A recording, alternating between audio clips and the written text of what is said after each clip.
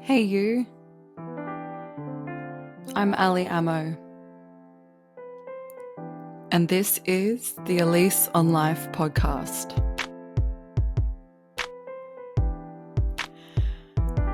After our episode 2 weeks ago looking at the cycle of appearances, it was interesting that it coincided with the release of Apple Cider Vinegar on Netflix, which is a true-ish story, as they say, based on an Australian woman who faked a cancer diagnosis and made bank off it, really, and frauded the public.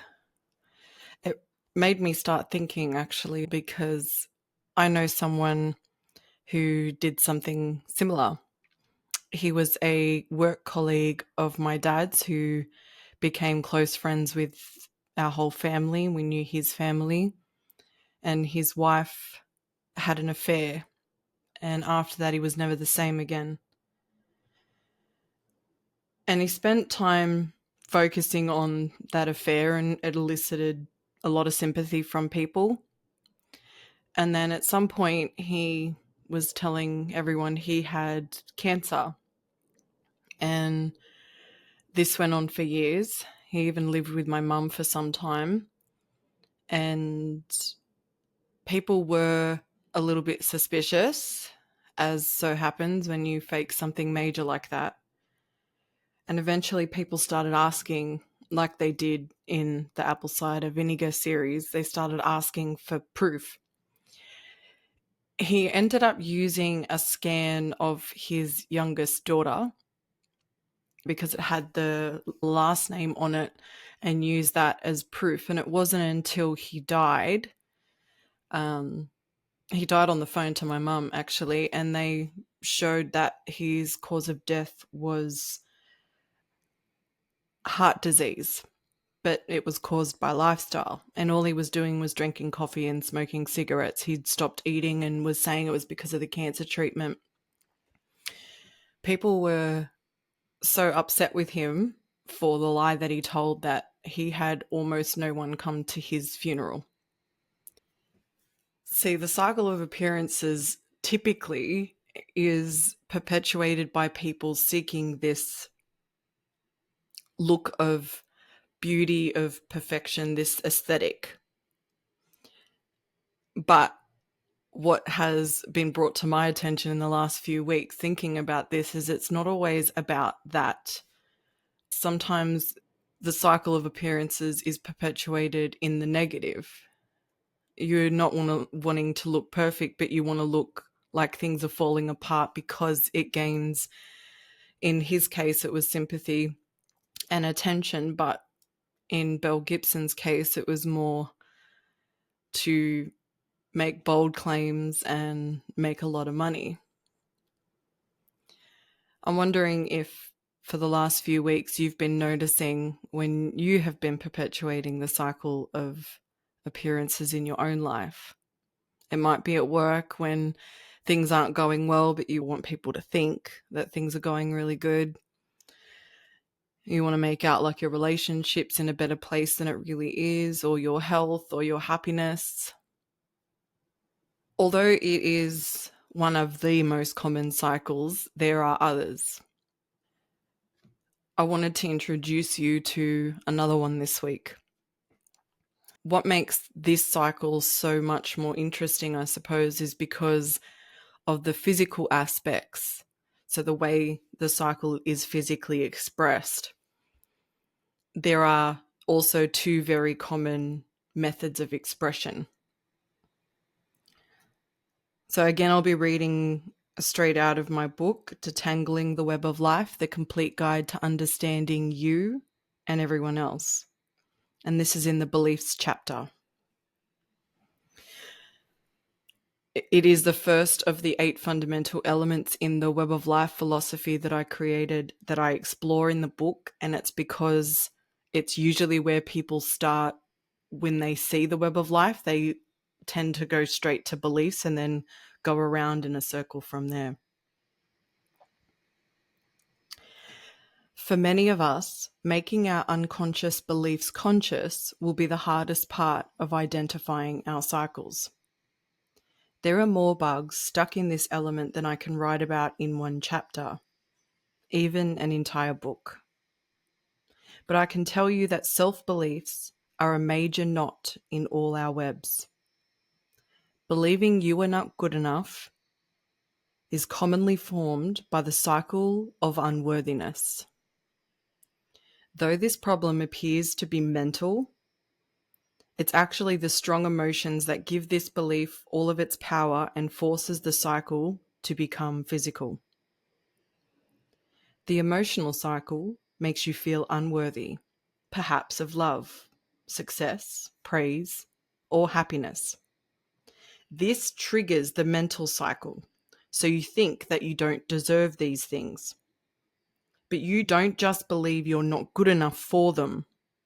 You act on it physically, which strengthens the cycle in your web and ensures that you keep repeating it. The first step to detangling your web is to figure out the core experience that created this cycle. This might bring up painful memories, but it shows you that the idea wasn't yours to begin with. The belief was formed by another person's perception of you, which came from an experience in your childhood. But it's not always the people in your social sphere that you would expect, like your family or your friends. For many of us, it was actually a teacher. I'm going off course of the book, but I can honestly say to you that a large portion of people who still carry on this I'm not good enough or I'm not good at this, that, or whatever came from a teacher. When I was writing this book, there were other people writing their books as well that I was communicating with, and so many of them were very conscious of their writing or their grammar or their spelling, things that you can have an editor work with you through. And those core beliefs came from something a teacher said a long time ago. So it's very often that a teacher has said something to you about your ability or their perceived lack of your ability back in the day, and you carry that on. Then you start to doubt your abilities in other things and who you are as a person. When someone said something negative about you, it made you feel like you weren't good enough. The detailed information presented at the time was enough evidence to prove this idea to be true. So you integrated this knowledge and boom, now this idea has become a fact. For those of you who are new to this, new to me, new to the Web of Life philosophy, a cycle is formed by first an experience. From that experience comes knowledge, and whatever information you gain from that experience is taken as a probability, not a possibility. It's taken as a fact. Then you integrate that knowledge, and after the integration comes the expression. When we look at expression in the cycles in your life, it is primarily how it is physically expressed. Not so much what you're feeling and what you're thinking, but what you're saying, not saying, what you're doing and not doing, how you express that cycle. The belief that you are unworthy is not just a thought and emotion, but also a fear that lives inside of you. And just so we're clear, when there is a cycle that is based on or in fear, made in fear, based on fear, it's fast-tracked. You cannot really disprove that cycle with contrary information. It's sort of negated because that fear holds the most strength and power. A negative belief won't be overturned simply by hearing opposition. So after it was created, anything positive you were told about yourself wasn't integrated, as it didn't align with the cycle of unworthiness. Your belief was not, I am amazing. So comments to that effect weren't considered factual. Only information that supported this belief was gathered from your experiences, which in turn strengthened the cycle. So you might not have a list in your head of all of the things that you're really good at, but you will have probably a very detailed list of the things that you think you're not good at. And you'll probably have evidence to back it up. You've kept the receipts on that. Now, eventually, you spiraled so much internally that the cycle had to physically come out of you. Though they are complete cycles themselves, perfectionism and productivity are the two most popular expressions of this cycle. It's important to note that both of these likely coexist within you. You just might be unaware of the fact that they're rooted in a lack of self-worth. I'll start with the cycle of perfectionism. When you believe you're not good enough, nothing you ever do or say is acceptable for you or for anyone else. So you might try to look and act perfect at all times so you feel like you are worthy. If everything you do is perfect, then you must be too, right? It's easy to see this cycle is never ending because nothing or no one is. This is why striving for perfection is a losing battle. You will forever fall short. This means no amount of effort or improvement is seen as a win because you already believe that you're less than. Yet you can't stop trying to make everything perfect. From your appearance to your work to the presentation of your home. You spend countless hours feeding energy to this cycle, which perpetuates it in your life, and then through your expectations, you inflict it onto those around you. Just off the top of your head, what are the three main things in your life and in yourself that you struggle with perfectionism with? Wow, that sentence didn't seem to make sense to me.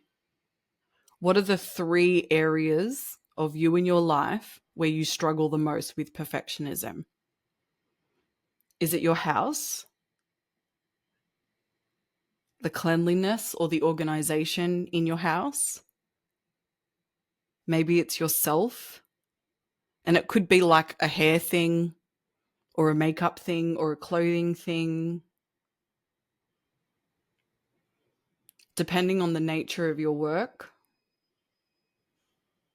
you don't like making mistakes or you want the creations that come from you to be perfect. Or maybe it's in a relationship, you mostly inflict that perfectionism onto them. You want them to look perfect, act perfect, speak perfectly, do things perfectly. There'll likely be more than 3 areas, but you should be aware, at least off the top of your head, of where that cycle repeats the most for you. And it's difficult. This is why when you're wanting to break a cycle, you need to spend that time doing the recon work. And the way I explain this is like in the heist movies. Even when they start with the heist in the show or the movie, whatever, they always go back and show you the recon work. You cannot pull off something that major well without doing all of the prep. And breaking cycles is exactly like that. You need to do the prep work. You need to do the recon. You need to know how this thing operates. You need to know how you function within it. You need to understand from the back end. But you start as the active participant. And what I'm talking about is when you become the passive spectator, when you watch yourself in the midst of the cycle and you start noticing, what am I feeling and where am I feeling it? What does that make me start thinking? What's that thought train look like?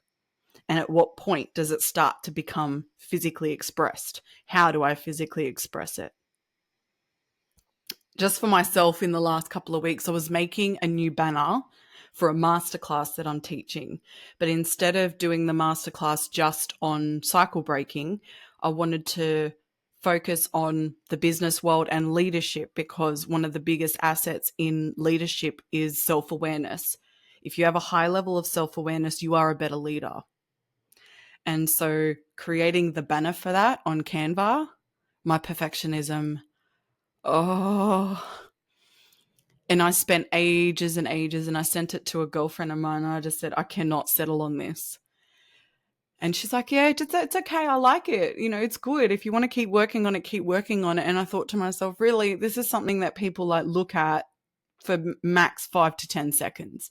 And I'm going to spend more than 5 to 10 hours on this. I need to let it go. But when it comes to making the presentation that I'll use for that masterclass, which is called the Conscious Leader's Blueprint, the presentation, I know I'm going to have the perfectionism flaring throughout that. But it's a great opportunity for me to become the passive spectator within it. Instead of actively participating and being the active participant in the experience, not being aware of that, I want to flip it to become the passive spectator. So noticing what I'm feeling, and it always starts with frustration because it feels like it doesn't look right, and it doesn't look in a way that makes me feel right. Does that make sense? But I don't know where I feel that when I'm in the midst of that cycle. So I'm going to start paying attention to that and then writing down the thoughts as they start spiraling with that emotional charge. And then I know how it physically expresses because I will spend more time on it. I will play with the fonts. I will play with the colors. I will play with the positioning. I'll change the images. I'll move things around. I'll just spend ages being indecisive about some small graphic detail that who gives a shit, really. But that's what I do in that experience. But perfectionism changes across whatever area that you're doing this in. That's an opportunity for me to start becoming the passive spectator. Because once I've done this enough, then I'm the expert witness. And I can recognize what I'm doing here. I can recognize what I'm feeling, what I'm thinking, and I know what's going to happen. I know what I will do. I know what I will say, and I can stop myself from repeating the cycle. Breaking it comes after that side. And that's just the cycle of perfectionism. There's another one here that is major, especially with the older generations, the cycle of productivity. If you still aren't good enough when you're doing your best, then maybe you will be if you do as much as possible.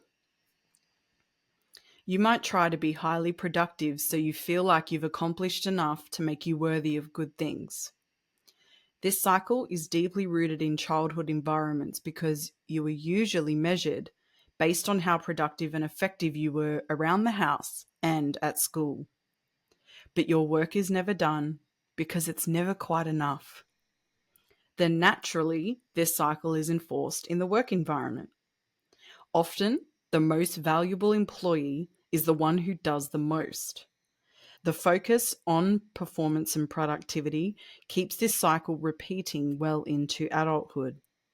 You believe you need to keep doing things to prove to those around you that you are valuable, or else you feel lazy and worthless. No wonder we are so exhausted that we prefer to order Uber Eats for dinner and binge Netflix all night. But how guilty do you feel afterwards for not doing stuff around the house? I met an older woman on the beach where I live in Cronulla, and she was giving free tarot readings. But we ended up having a chat for a while. I explained my book and showed her the web philosophy, the visuals. So she wanted to buy the book on Amazon, and she sent me this email. She said, "Hello, Ali, I'm gushing. I started the book yesterday evening. I woke up with an anxious experience from a dream, and it was your book that helped me process what were the beliefs. Consequently, I have a much deeper understanding of what was mentally and emotionally going on with me. Magical. And I'm only 24% through the book." What was eye and heart opening was my daughter, who was 51 years old, coming to Denver last Saturday to celebrate her brother's 50th birthday. She mentioned being more anxious. Rarely does she mention intimate things to me. Bingo again. Today I was going to explain to her what was going on. The cycle of unworthiness, perfectionism, productivity, and appearance. But instead deleted it. The beliefs experienced were definitely passed on and inflicted on her by both her dad and me. As I just turned 75, I asked all of them to describe me, and they all said busy. Yep.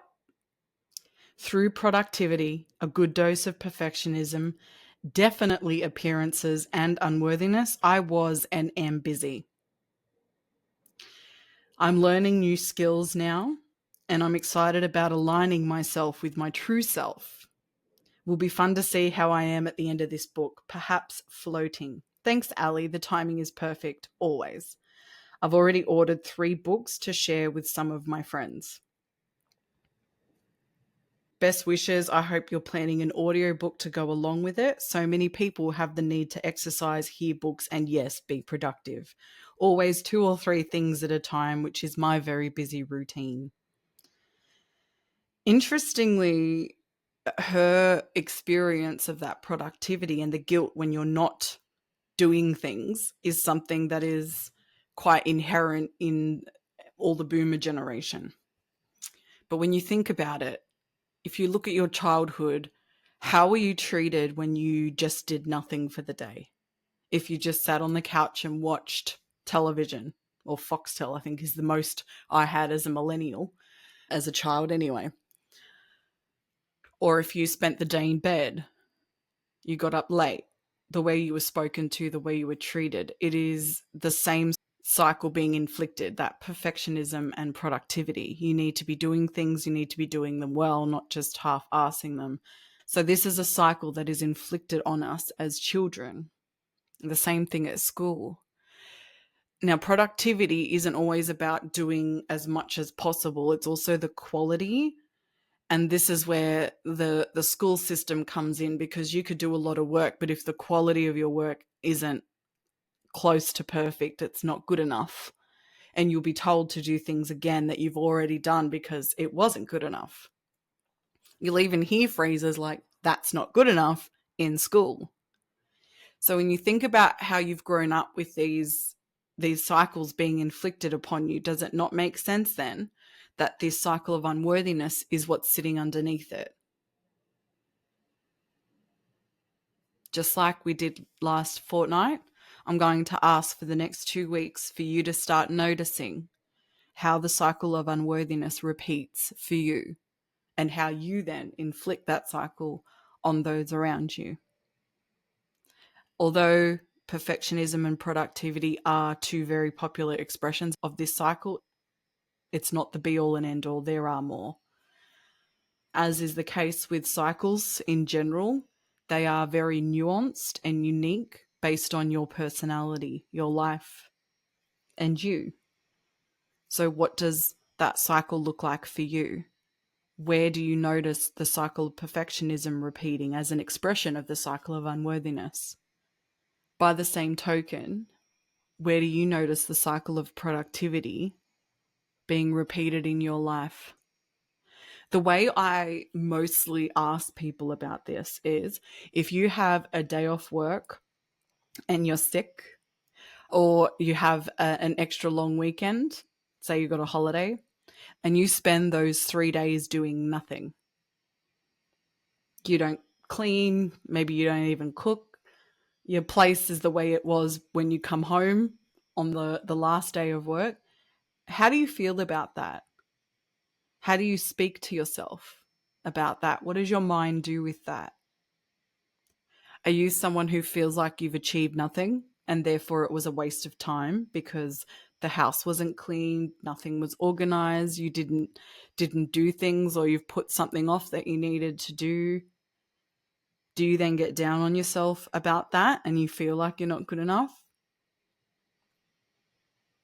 Do you take that as, well, go me, I had a proper rest and recovery, so now I feel fresh and ready to go to work because I spent downtime by myself doing nothing? Do you punish yourself, lying in your bed at night feeling nothing but guilt because there was so much you could have done in that time that you didn't do?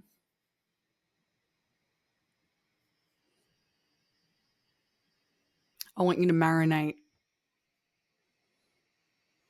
Have a think about those cycles, and hopefully in the next few weeks you can recognize when they're in operation.